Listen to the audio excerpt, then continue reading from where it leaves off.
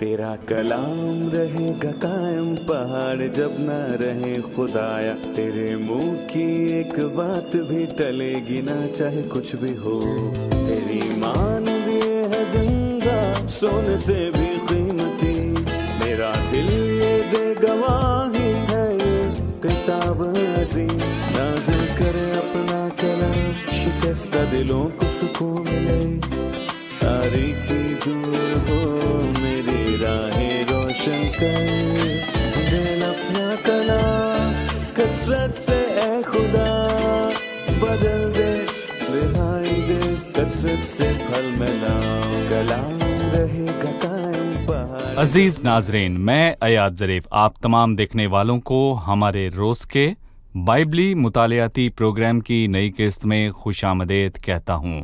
عزیزوں، ہم پہلی مرتبہ پرانے عہد نامے میں سے بڑے انبیاء کی کتب میں حزقیل کی کتاب کا مطالعہ کر رہے ہیں۔ میں بتانا چاہوں گا کہ یہ کتاب 30 اقساط پر مشتمل ہوگی۔ گزشتہ قسط میں ہم نے دوسرے باب کا مطالعہ مکمل کیا اور آج ہم تیسرے باب کا مطالعہ شروع کریں گے۔ پروگرام کے باقاعدہ آغاز سے پہلے میں اسٹوڈیو میں آئے خدا کے خادم کا خیر مقدم کروں گا۔ خوش آمدید بھائی یوسف۔ شکریہ بھائی۔ اور اسٹوڈیو میں آئے دیگر مہمانوں کو بھی خوش آمدید۔ ناظرین، ہم ایک چھوٹے سے وقفے کے بعد مطالعے کا باقاعدہ آغاز کریں گے۔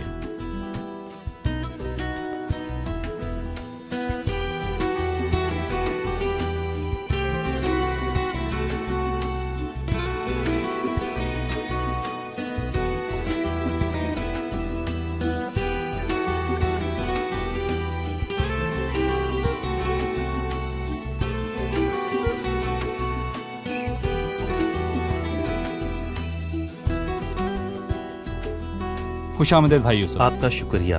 ہم تیسرے باب پر پہنچے ہیں۔ دوسرے باب کا آخری حصہ اور تیسرے باب کے شروع کا حصہ منسلک ہے۔ اس میں تمار کے نگل جانے کا تذکرہ ہوا۔ جی، اب ہمیں تیسرے باب کے متعلق بتائیے۔ تیسرے باب میں حزقیل کی خدمت کے بارے میں ہدایات ہیں اور آخری حصے میں 15ویں آیت سے اسرائیل کے لیے واضح تنبیہ ہے۔ حزقیل کو ان کا نگہبان ٹھہرایا گیا۔ اے آدمزاد، میں نے تجھے بنی اسرائیل کا نگہبان مقرر کیا، اور لوگوں میں خدمت کرنے کے لیے حزقیل کو ہدایات ملی کہ لوگوں کو تنبیہ کرے۔ شکریہ بھائی یوسف۔ اس نے باب کو اس طرح شروع کیا، مرقوم ہے، پھر اس نے مجھے کہا، اے آدمزاد، جو کچھ تو نے پایا سو کھا، اس تومار کو نگل جا اور جا کر اسرائیل کے خاندان سے کلام کر۔ تب میں نے منہ کھولا اور اس نے وہ تومار مجھے کھلایا۔ پھر اس نے مجھے کہا، اے آدمزاد، اس تومار کو جو میں تجھے دیتا ہوں کھا جا اور اس سے اپنا پیٹ بھر لے۔ تب میں نے کھایا اور وہ میرے منہ میں شہد کی مانند میٹھا تھا۔ پھر اس نے مجھے فرمایا، اے آدمزاد، تو بنی اسرائیل کے پاس جا اور میری یہ باتیں ان سے کہہ، کیونکہ تو ایسے لوگوں کی طرف نہیں بھیجا جاتا جن کی زبان بے گانا اور جن کی بولی سخت ہے، بلکہ اسرائیل کے خاندان کی طرف نہ بہت سی امتوں کی طرف جن کی زبان بے گانا ہے اور جن کی بولی سخت ہے، جن کی بات تو سمجھ نہیں سکتا۔ یقیناً اگر میں تجھے ان کے پاس بھیجتا تو وہ تیری سنتے، لیکن بنی اسرائیل تیری بات نہ سنیں گے، کیونکہ وہ میری سننا نہیں چاہتے، کیونکہ سب بنی اسرائیل سخت پیشانی اور سنگ دل ہیں۔ دیکھ، میں نے ان کے چہروں کے مقابل تیرا چہرہ درشت کیا ہے اور تیری پیشانی ان کی پیشانیوں کے مقابل سخت کر دی ہے۔ میں نے تیری پیشانی کو ہیرے کی مانے چکماک سے بھی زیادہ سخت کر دیا۔ ان سے نہ ڈر اور ان کے چہروں سے ہراساں نہ ہو، اگرچہ وہ باغی خاندان ہیں۔ بھائی یوسف، ہمیں بتائیے کہ تمار نکلنے کے بعد کیا ہوا؟ جی ہاں، تیسری آیت میں یہاں واضح لکھا ہے، تب میں نے کھایا اور وہ میرے منہ میں شہد کی مانند میٹھا تھا۔ حالانکہ وہ کڑوا ہوتا ہے اور نوحہ۔ جی بتائیں۔ ماتم اور نالے سے بھرا ہوا، اور مکاشفہ کی کتاب کے 10ویں باب میں ہم یہ پڑھتے ہیں کہ یہاں پر لکھا ہے کہ یوحنا کو ایک چھوٹی کتاب کو کھانے کا کہا گیا۔ اس نے کھائی، وہ اس کے منہ میں میٹھی لگی، پر اس نے اس کا پیٹ کڑوا کر دیا۔ یعنی کہ جب ہم دنیا میں آنے والی اس ہولناک عدالت کو سمجھیں گے تو میں کہوں گا کہ تب ہم خدا کے کلام کو جانیں گے اور خدا کے خیالات کو سمجھیں گے۔ خدا شریروں کی ہلاکت پر خوش نہیں ہوتا، پر وہ یروشلم کی حالت کو دیکھ کر رویا، اور میں کہوں گا کہ اگر ہم اس کو سمجھ جائیں تو خدا کے کلام بلکہ خدا کے ساتھ رشتے کو قائم کریں گے، اور جب ہم لوگوں پر آنے والی اس عدالت کو جانیں گے تو ہمارا پیٹ کڑوا ہوگا۔ بھائی یوسف، آپ ہمیں اس قوم کی خصوصیات کے متعلق بتائیں جن سے حزقیل بات کرنے کو جا رہا تھا۔ اس نے 4 آیت سے آگے ان سے بات کی۔ دیکھیں، میں کہوں گا کہ در حقیقت خدا نے حزقیل کو حوصلہ بخشا اور اسے تنبیہ کی، یعنی کہ اس کو بتایا کہ اس کا مشن آسان ہے، اور ساتھ یہ بھی بتایا کہ یہ اتنا آسان نہیں ہوگا۔ اس نے 2 باتیں کہیں، کیونکہ تو ایسے لوگوں کی طرف نہیں بھیجا جاتا جن کی زبان بیگانہ اور جن کی بولی سخت ہے، یعنی وہ لوگوں سے انہی کی زبان میں بات کرے گا۔ لکھا ہے نہ بہت سی امتوں کی طرف جن کی زبانیں بیگانہ اور سخت ہیں، اور آسانی یہ ہے کہ وہ اپنے ملک کے لوگوں کی زبان سے واقف ہے۔ یہ اتنا مشکل نہیں ہے، وہ تبت یا اسکیمو نہیں بلکہ اپنے لوگوں کے پاس جا رہا ہے، اور اسی کے ساتھ وہ یہ بتانا چاہتا ہے کہ یہ کام اتنا آسان نہیں ہوگا۔ یقیناً اگر میں تجھ کو ان کے پاس بھیجوں تو وہ تیری سنیں، لیکن بنی اسرائیل تیری بات نہ سنیں گے۔ خداوند نے اس کو بتایا کہ اس کام میں مشکل ہے، بے شک وہ ان کی زبان جانتا ہے، پر وہ لوگ اس کی باتیں نہ سنیں گے اور نہ قبول کریں گے۔ اور مسیح نے لوکا کے 10ویں باب میں یہ فرمایا کہ اے خرازین تجھ پر افسوس، اے بیت سیدا تجھ پر افسوس، کیونکہ جو معجزے تم میں ظاہر ہوئے اگر سور اور سیدا میں ہوتے تو وہ کب کے توبہ کر لیتے، وہ کب کے توبہ کر لیتے۔ پر افسوس کہ خداوند نے ان علاقوں میں اپنے معجزات اور سب کام ظاہر کیے۔ پر یہاں پر میں کہوں گا کہ افسوس ان لوگوں نے توبہ نہ کی، اور خداوند نے حزقیل کو بھی یہی کہا۔ وہ ان لوگوں سے اور ان کی زبان سے واقف ہے، ان کی اور اس کی زبان ایک ہی ہے، پر افسوس وہ باغی ہیں اور اس کی بات نہیں سنیں گے۔ بھائی یوسف، کچھ لوگوں کے لیے کہا جاتا ہے کہ وہ خدا کا کلام نہیں سنتے، پر اس سے بھی سنگین بات یہ ہے کہ وہ خدا کے کلام کو سننا ہی نہیں چاہتے۔ کسی ایسے شخص کے لیے کوئی موقع نہیں جو کہتا ہے کہ خدا کا کلام نہیں سننا چاہتا، کہ اس کو خدا اور اس کے کلام کی ضرورت نہیں۔ اس کے بارے میں کیا رائے ہے؟ بھائی ایاد، میں کہوں گا کہ ابلیس ایک غلط پیغام کی منادی کرتا ہے۔ وہ بدعتیں پھیلاتا ہے کہ ان لوگوں کے لیے توبہ کا موقع ہے، وہ میلاب اور مستقبل میں بحالی کے بارے میں بات کرتے ہیں، یعنی گناہگار آخر میں بچ جائیں گے، اور کچھ دعویٰ کرتے ہیں کہ گناہگاروں کو ایک زندگی اور ایک ہی موقع ملے گا۔ پر میں کہوں گا کہ یہ شیطانی انجیل ہے۔ کیا شیطان کی کوئی انجیل ہے؟ جی ہاں، وہ ہلاکت کی طرف لے جاتی ہے۔ جیسا کہ اس نے ہوا سے کہا کہ تو اس درخت سے کھا تو نہیں مرے گی، اور ہوا نے بھی اس درخت سے کھایا اور اس کے نتائج کا سامنا کیا۔ دیکھیں، نہ صرف ہوا نے بلکہ سب انسانوں نے اس گناہ کی سزا پائی۔ آج بھی ایسا ہی خیال موجود ہے۔ شیطان کہتا ہے جلد بازی کی ضرورت نہیں، کیونکہ موت کے بعد دوبارہ ایک موقع ملے گا، پر افسوس کچھ لوگ اس کو مانتے ہیں، اور وہ خداوند خدا کے حقیقی اور زندہ کلام کو رد کر دیتے ہیں، وہ ہلاک ہوں گے۔ صحیح جی، وہ لوگ خدا کے کلام کو سننے کے لیے راضی نہیں۔ پھر 8ویں آیت میں لکھا ہے، دیکھ میں نے ان کے چہروں کے مقابل تیرا چہرہ درست کیا ہے۔ بھائی یوسف، اس سے ہمیں حزقیل کی خدمت کا اندازہ ہوتا ہے۔ یہ یرمیا کی خدمت سے مختلف ہے۔ یرمیا گریہ کنان نبی تھا، اس نے نوحہ کیا۔ حزقیل مضبوط، جبکہ یرمیا حساس تھا۔ ہمیں حزقیل کی خدمت کے متعلق مزید بیان کیجیے۔ دیکھیں، کسی نے کہا کہ یرمیا ایک رونے والا نبی تھا، لیکن آپ نے کہا کہ یرمیا رویا دکھنے والا شخص تھا۔ خدا نے اس کو کہا، دیکھ میں نے ان کے چہروں کے مقابل تیرا چہرہ درست کیا ہے۔ اور میں کہوں گا کہ اس سے پہلے کہ وہ یہ جانتا، خدا نے ہی اس کو ماں کے پیٹ سے اس خدمت کے لیے تیار کیا۔ اور پولس رسول نے گلتیوں کے پہلے باب میں کہا، لیکن جس خدا نے مجھے میری ماں کے پیٹ ہی سے مخصوص کر لیا، اور ترسیس کا ساؤل ایک فریسی کے گھر میں پلا اور اس نے کلیسیا کو ستایا، لیکن جس خدا نے مجھے میری ماں کے پیٹ ہی سے مخصوص کر لیا کہ اپنے بیٹے کو مجھ سے ظاہر کرے، اس نے مجھے خدمت کے لیے چنا، جس طرح خدا نے یرمیا سے کہا، اس سے پیشتر کہ میں نے تجھے باطن میں خلق کیا، میں تجھے جانتا تھا۔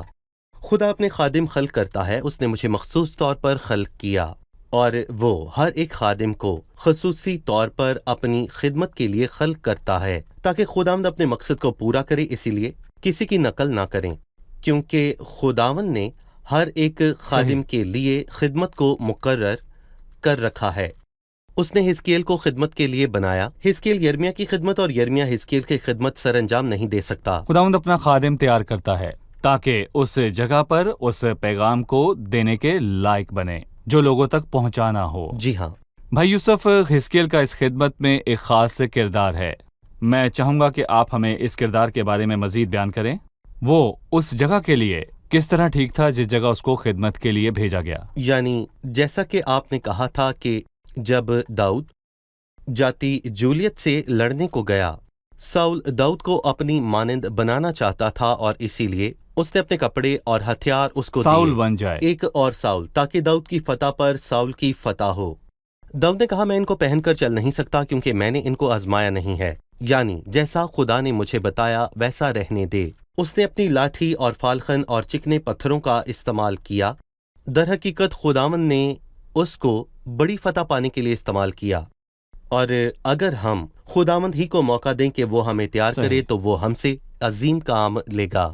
اور حزقیل کی خدمت میں اس نے باغی لوگوں کی خدمت کی، اور اسی لیے ان لوگوں کی نسبت مضبوط ہونا ضرور تھا جی۔ تاکہ وہ سنیں یا پھر انکار کریں، پر حزقیل ان کو پیغام سنائے۔ وہ یرمیہ جیسے حساس نبی سے مختلف تھا۔ بے شک اس نے حزقیل کی طرح ان مصیبتوں کا سامنا کیا، اور جس طرح کچھ لوگ تصور کرتے ہیں اس جی۔ نے بہت مرتبہ خدا کو اپنا استعفیٰ پیش کیا، پر خدا ہمیشہ یہ جانتا تھا کہ وہ اس استعفے کو واپس لے گا۔ وہ خداوند کے پاس واپس آیا تاکہ اپنی خدمت کو جاری رکھ سکے، کیونکہ خدا کی خدمت کرنا عزت کی بات ہے اور خداوند اپنے خادم کو تیار کرتا ہے۔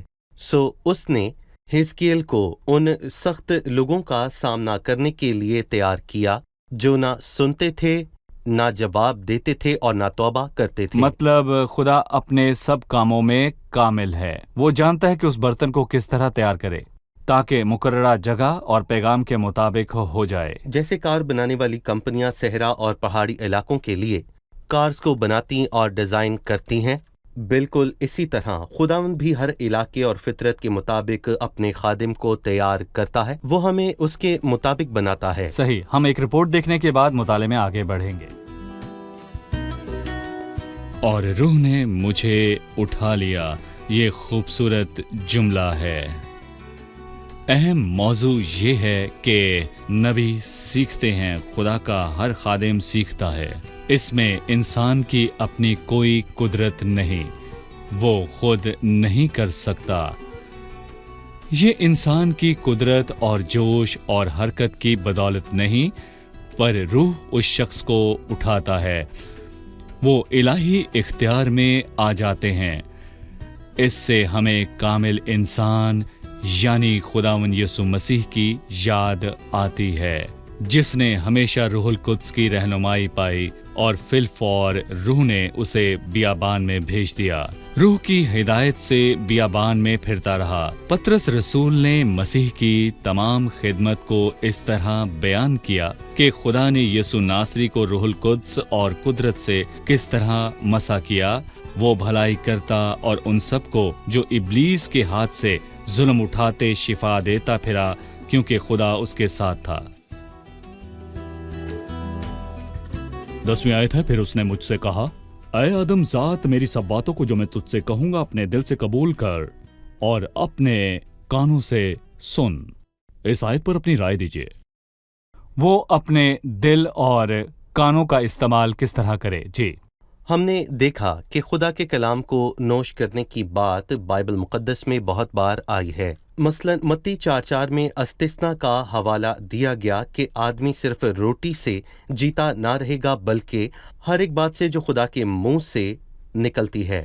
اور ایوب 23 میں لکھا ہے کہ میں نے اس کی منہ کی باتوں کو اپنی ضروری خوراک سے بھی زیادہ ذخیرہ کیا۔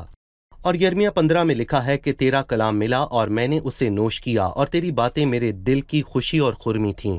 اور میں یہاں پر کہوں گا کہ خادم کا کام صرف بائبل پڑھانا نہیں ہے، بلکہ میں کہوں گا کہ اس کو نوش کرنے کی ضرورت ہے۔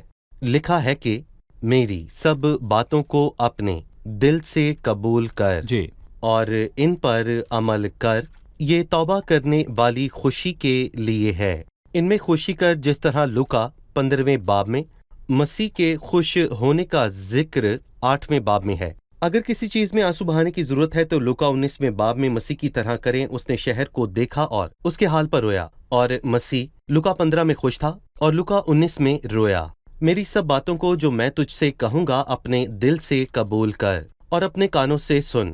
اب اٹھ، اسیروں کے پاس جا، ان سے کہہ خداوند خدا یوں فرماتا ہے۔ غور کریں کہ خداوند خدا نے اس کو یہ الفاظ کہنے کو کہا، لیکن بعد میں یہ دہرائے جائیں گے۔ لکھا ہے کہ خداوند خدا یوں فرماتا ہے، یعنی جو باتیں میں تم سے کہتا ہوں وہ خدا کا کلام ہے۔ بھائی یوسف 12ویں آیت سے پڑھوں گا۔ اور روح نے مجھے اٹھا لیا، اور میں نے اپنے پیچھے ایک بڑی کڑک کی آواز سنی جو کہتی تھی کہ خداوند کا جلال اس کے مسکن سے مبارک ہو، اور روح نے مجھے اٹھا لیا۔ میں یہ جاننا چاہتا ہوں روح حزقیل سے کس طرح پیش آیا؟ پرانے عہد نامے سے نئے عہد نامے تک روح القدس نے نبیوں اور مقدسین کو کیسے تحریک دی؟ ہم اکثر سنتے ہیں اور روح نے مجھے اٹھا لیا، مجھ پر بے خودی چھا گئی، روح نے میرے منہ میں یہ کلام ڈالا۔ نئے اور پرانے عہد نامے میں روح القدس ایمانداروں کے ساتھ کس طرح پیش آیا؟ جی، در حقیقت یہ قابل سمجھ ہے کہ روح نے مجھے اٹھا لیا، جیسے کہ ہم حزقیل 3 اور اعمال کی کتاب کو پڑھتے ہیں جس میں خداوند کا روح فلپیوں کو اٹھا لے گیا اور فلپیوں اشود میں نکلا۔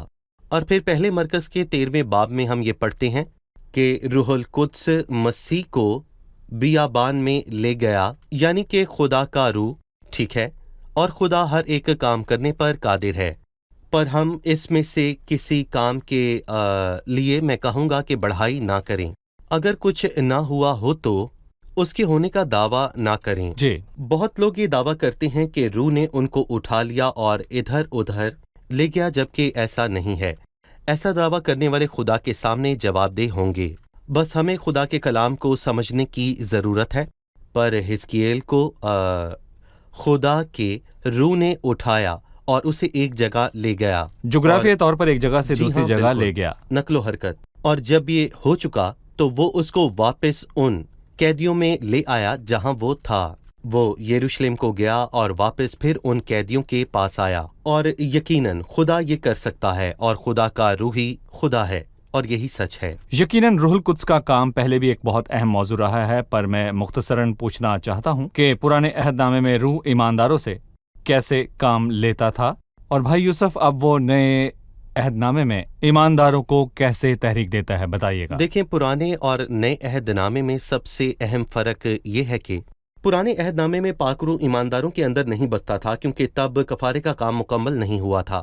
اور میں کہوں گا کہ روح القدس ایک شخص کے اندر نہیں بس سکتا جب تک کہ اس کا دل مسیح کے خون کے ساتھ صاف اور اس کے گناہ معاف نہ کیے جائیں۔ صحیح، اس کا قیام دائمی نہیں تھا۔ نہیں، یہ دائمی نہیں تھا۔ پرانے عہد نامے میں روح کچھ لوگوں کو استعمال کرتا تھا، اور غور کیجئے یہاں کچھ لوگوں سے مراد ایماندار ہرگز نہیں ہے، جی، کیونکہ روح ہر ایماندار کو استعمال نہیں کرتا۔ وہ جی، سب ایماندار نہیں تھے۔ خدا کے روح نے جی، بلام اور ساؤل بن قیس کو استعمال کیا تھا، اور اس نے غیر ایمانداروں کو بھی استعمال کیا تھا، اور اس نے داؤد اور جدون کو استعمال کیا۔ اور ضروری نہیں کہ وہ سبھی ایماندار تھے۔ جیسے نئے عہد نامے میں روح القدس ہر ایک حقیقی ایماندار میں بستا ہے۔ دائمی سکونت، اس کو روح القدس کی مہر کہتے ہیں۔ تم پر بھی پاک مود روح کی مہر لگی ہے۔ صحیح، بہت شکریہ۔ اس نے اس آواز کے متعلق مزید کہا، اور میں نے اپنے پیچھے ایک بڑی کڑک کی آواز سنی جو کہتی تھی کہ خداوند کا جلال اس کے مسکن سے مبارک ہو۔ ہمیں اسے سمجھنے کی ضرورت ہے، خداوند کا جلال اس کے مسکن سے مبارک ہو۔ جی بھائی یوسف۔ جی، میں کہوں گا کہ یروشلم سے خدا کا جلال جاتا رہا، پر ہیکل یا یروشلم سے جلال کے جانے کے معنی یہ نہیں کہ خدا کے پاس کوئی مسکن موجود نہیں۔ خدا کو ابد تک جلال ملے جہاں بھی وہ جہاں بھی ہو، کیونکہ خدا کا ہمیں چھوڑ جانا دراصل ہمارے نقصان کا باعث ہے۔ فنہاس کی بیوی دیندار تھی، اور جب اس کو پتا چلا کہ خدا کا صندوق چھن گیا ہے تو اس نے اپنے بیٹے کا نام یکبدو رکھا۔ یہ مرنے سے پہلے اس کے آخری الفاظ تھے۔ جب خدا کے الفاظ ہم سے چھن جائیں تو یہ ہماری شکست ہے، کیونکہ خدا کا جلال اس کے مسکن یعنی آسمان پر قائم ہے، اور یقیناً وہ اب سے ابد تک جلال پاتا ہے۔ بھائی یوسف، جیسے کہ 15ویں آیت سے باب کے آخر تک تمام آیات کو آپ نے ایک عنوان دیا، اسرائیل کو تنبیہ لکھا ہے، اور میں تل ابیب میں اسیروں کے پاس جو نہر کبار کے کنارے بستے تھے پہنچا۔ جغرافیائی طور پر تل ابیب کے کیا معنی ہے اور اب یہ کہاں واقع ہے؟ اسرائیل کے لیے دی ہوئی تنبیہ کے متعلق بتائیے۔ جی، یہ واضح ہے کہ تل ابیب اب اسرائیل کا دارالخلافہ نہیں ہے، یہ اور موجودہ تل ابیب اب نہر کبار کے کنارے پر ہے۔ جی فرات ہاں، کے کنارے بالکل۔ پر ہے۔ جی ہاں، یہ بابل یعنی کہ موجودہ عراق کا شہر ہے، جس کے بارے میں بائبل مقدس بتاتی ہے کہ وہ وہاں جا کر 7 دن تک خاموش بیٹھا جی، رہا، اور اس سے یہ ثابت ہوتا ہے کہ خادم بولنے میں جلد بازی نہ کرے بلکہ وہ خداوند کا انتظار کرے، کیونکہ خداوند نے فرمایا کہ جب میں تجھ سے کلام کروں تو بول ورنہ خاموش رہ، اور اس نے 7 دن تک خدا کے کلام کا انتظار کیا، کوئی جلد بازی نہ کی۔ پھر اس کو پیغام ملا۔ ہم اس باب کے آخر میں سیکھیں گے کہ اس نے کلام کیا۔ صحیح۔ اب میں چند آیات آپ کے سامنے پڑھنا چاہوں گا۔ 17ویں آیت سے میں پڑھوں گا کہ اے آدم زاد، میں نے تجھے بنی اسرائیل کا نگہبان مقرر کیا، پس تو میرے منہ کا کلام سن اور میری طرف سے ان کو آگاہ کر دے۔ جب میں شریر سے کہوں کہ تو یقیناً مرے گا اور تو اسے آگاہ نہ کرے، اور شریر سے نہ کہے کہ وہ اپنی بری روش سے خبردار ہو تاکہ وہ اس سے باز آ کر اپنی جان بچائے، تو وہ شریر اپنی شرارت میں مرے گا، لیکن میں اس کے خون کی باز پرس تجھ سے کروں گا۔ لیکن اگر تو نے شریر کو آگاہ کر دیا اور وہ اپنی شرارت اور بری روش سے باز نہ آیا، تو وہ اپنی بدکاری میں مرے گا، پر تو نے اپنی جان کو بچا لیا۔ خدا نے اسے بنی اسرائیل کا نگہبان بنایا۔ نگہبان کے کیا معنی ہے اور اس کا کیا کردار ہے؟ یقیناً پہلے اس زمانے میں دشمن کے حملے کو جاننے کے لیے کوئی ریڈار موجود نہیں تھا، ایسا کچھ نہیں تھا، لیکن اس وقت ہر شہر کے گرد ایک بڑی فصیل تھی، اور ہر فصیل پر برج تھے جس میں پہرے دار یا نگہبان کھڑے رہتے تھے۔ ان نگہبانوں کی نظر تیز تھی اور ان کی سننے کی سکت اچھی تھی اور اونچی آواز تھی۔ اس کو نگہبان یا محافظ کہہ سکتے ہیں۔ جی، اس برج میں کھڑا نگہبان دیکھتا اور نظر کرتا، وہ دور ہی سے سب دیکھ لیتا تھا۔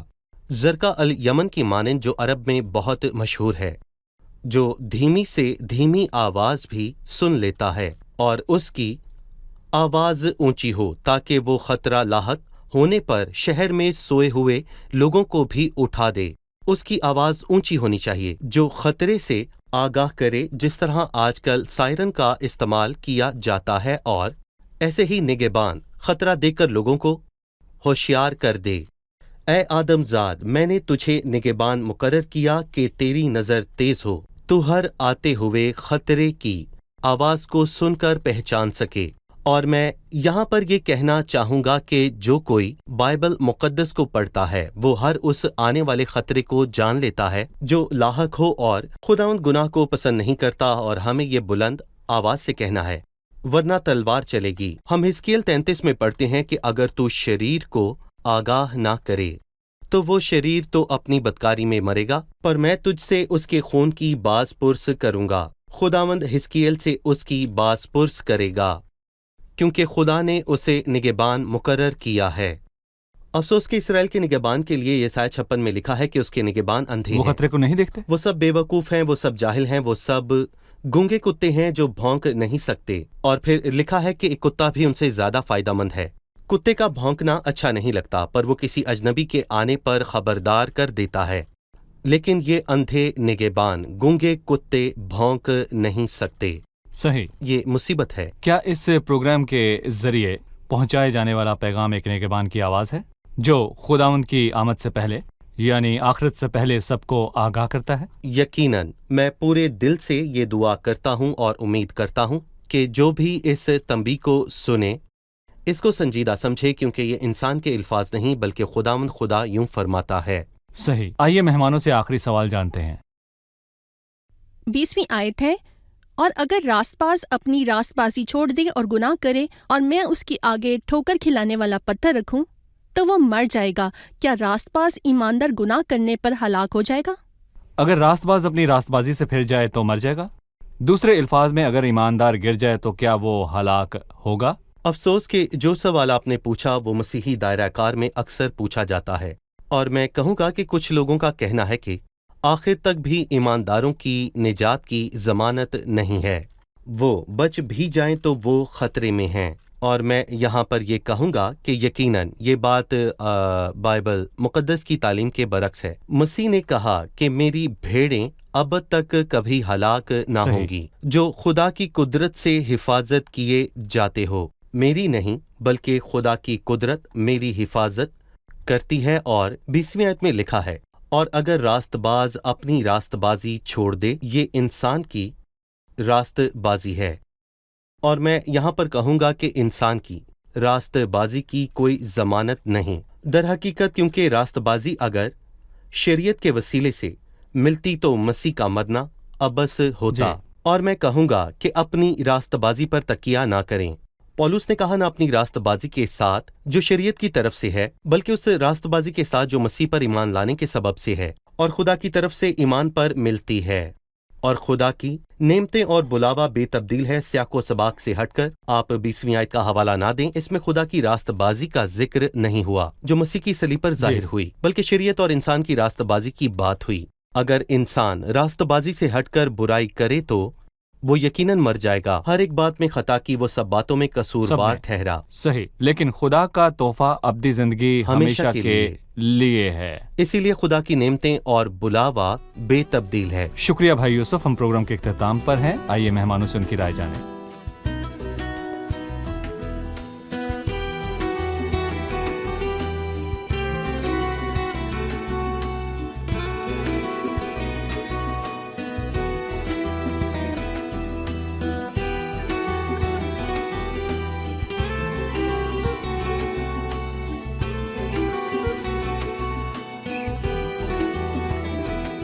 آپ تیار ہیں؟ بائبل مقدس 8ویں اور 9ویں آیت میں فرماتی ہے کہ حزقیل کو جن لوگوں کے پاس بھیجا تھا وہ نہایت ظالم اور سخت تھے۔ بتائیے کہ خداوند نے حزقیل کو اس کام کے لیے کس طرح تیار کیا؟ ہم نے سیکھا کہ خداوند ایماندار کے پیدا ہونے سے پہلے اور اس کے خدا کو جاننے سے پہلے ہی اس کا کردار بناتا ہے کہ وہ اس خدمت کے لیے تیار صحیح، ہو۔ خدمت گزار۔ جی، خدا نے حزقیل کے چہرے کو درست کیا کیونکہ اس نے سخت اور باغی لوگوں کا سامنا کرنا تھا، جبکہ یرمیہ گریا کے نبی تھا اور اس کا مقصد مختلف تھا۔ صحیح بھائی یوسف، جی، میرا سوال 12ویں آیت سے آگے آیات میں سے ہے، حزقیل کے ساتھ روح کا کردار۔ روح نے اس کو اٹھا لیا۔ پرانے عہد نامے کی ایمانداروں کو استعمال کرنے میں روح کا کیا کردار ہے؟ پرانے عہد نامے میں روح ایماندار اور غیر ایماندار کو استعمال کرتا تھا۔ ایماندار کی مثال میں داؤد اور جدعون ہیں، اور غیر ایمانداروں میں بالام اور ساؤل ہیں جن کو روح نے استعمال کیا۔ بالام ایک شریر شخص تھا، لیکن نئے عہد نامے میں حالات جو ہیں وہ کافی مختلف ہیں۔ روح ایمانداروں کے علاوہ کسی پر مہر نہیں کرتا، فقط ایمانداروں کو ہی تحریک دیتا۔ پرانے عہد نامے میں جی بالکل، پرانے عہد نامے میں وہ ہمیشہ کے لیے قائم رہتا ہے۔ بہت شکریہ، خدا آپ کو برکت دے۔ بھائی یوسف، آپ خدا کا آپ کو بھی برکت شکریہ۔ دے۔ ناظرین، اگلی قسط میں آپ سے پھر ملاقات ہوگی۔ خداوند آپ کو برکت دے۔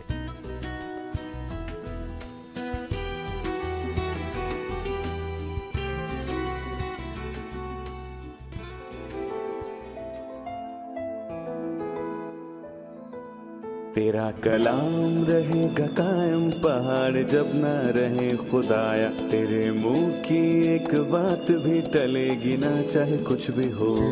تیری مان دیے ہے زندہ، سونے سے بھی قیمتی، میرا دل یہ دے گواہی ہے، یہ کتاب عظیم نازل کرے اپنا کلام، شکستہ دلوں کو سکون ملے، تاریکی دور ہو میری راہیں روشن کر، دل اپنا کلام کثرت سے اے خدا بدل دے، رہائی دے کثرت سے پھل ملاؤ۔ کلام رہے گا قائم، پہاڑ جب نہ رہے خدایا، تیرے منہ کی ایک بات بھی ٹلے گی نہ، چاہے کچھ بھی ہو۔